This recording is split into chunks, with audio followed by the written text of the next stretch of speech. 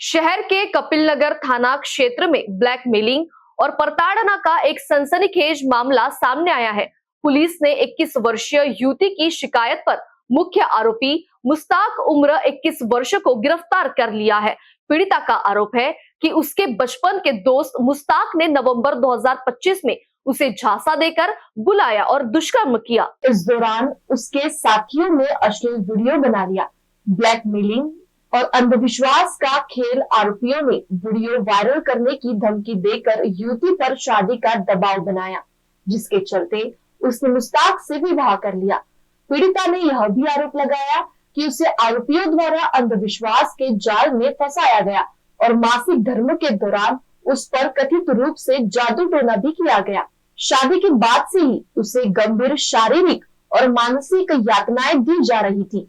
Police ने शोषण और अंधश्रद्धा निर्मूलन अधिनियम के तहत मामला दर्ज किया है। पोलीस स्टेशन कपिल नगरच्या हद्दीमध्ये एक महिला वय 21 वर्ष ही आहे गोविंदगड उप्पलवाडीची।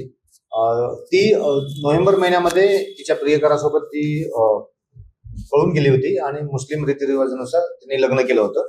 नंतर आम्ही त्या मिसिंग महिलेला पोलीस स्टेशनला आणलं आणि मिसिंग झाल्यानंतर ती तिच्या आई वडिलांकडे गेली।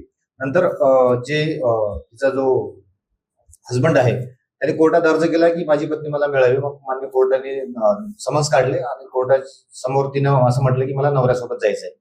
तेव्हापासून तर ती मागच्या 2 दिवसापूर्वीपर्यंत ती पोलीस स्टेशन कपिल नगरच्या हद्दीत नवऱ्यासोबत ती राहत होती आणि त्यानंतर परत आम्हाला अशी माहिती मिळाली की त्या नवऱ्याच्याकडच्या मंडळांनी तिला मारहाण शारीरिक त्रास देत आहेत, तसेच तिला जबरदस्तीने गोमांस खाऊ घालत आहेत।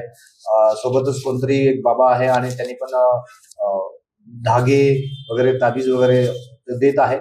असे एकंदरीत तिच्या मानसिक शारीरिक परिस्थितीचा विचार करता आम्ही तत्काळ दखल घेऊन सदर जी महिला आहे तिची कंप्लेंट केली। त्या कंप्लेंटमध्ये आम्हाला असं निदर्शन असं आले की ज्या तारखेला ती 3 तारखेला पोलीस स्टेशन कपिल नगरच्या हद्दीतून ती मिसिंग झाली होती, त्या दिवशी ती त्या जो बॉयफ्रेंड आहे त्याच्यासोबत ती नंदनवन हद्दीमध्ये राहिली।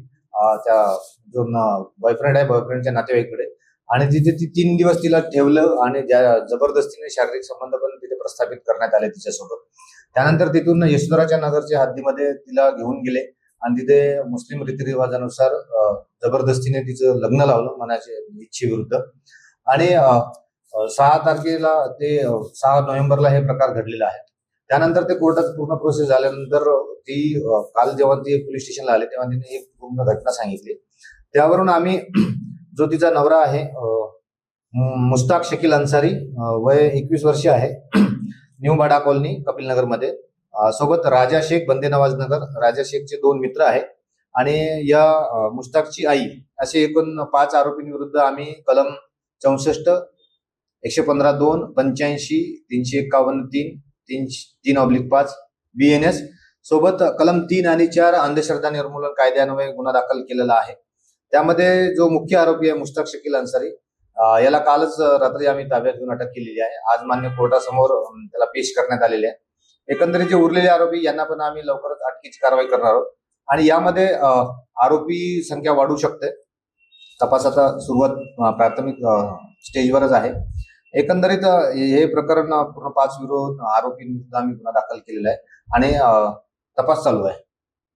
त्या बाबांविरुद्ध आम्ही कठोर कारवाई करणार आहोत आणि एकंदरीत मी याद्वारे आपल्या सर्वांस आवाहन करू इच्छितो, कुठल्याही बाबांना किंवा कुठल्याही अंधश्रद्धेला बळी पडू नका। यामध्ये आपल्या स्त्री जी आहेत, महिला जे आहेत यांचं पण विनाकारण बळी होतो, त्यांना पण मानसिक आणि शारीरिक छळाला सामोरं जावं लागतंय।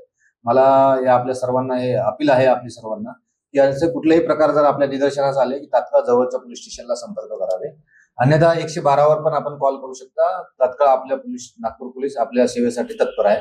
1 2 ते 3 मिनिटांमध्ये आपल्यापर्यंत पोहोचतील। धन्यवाद।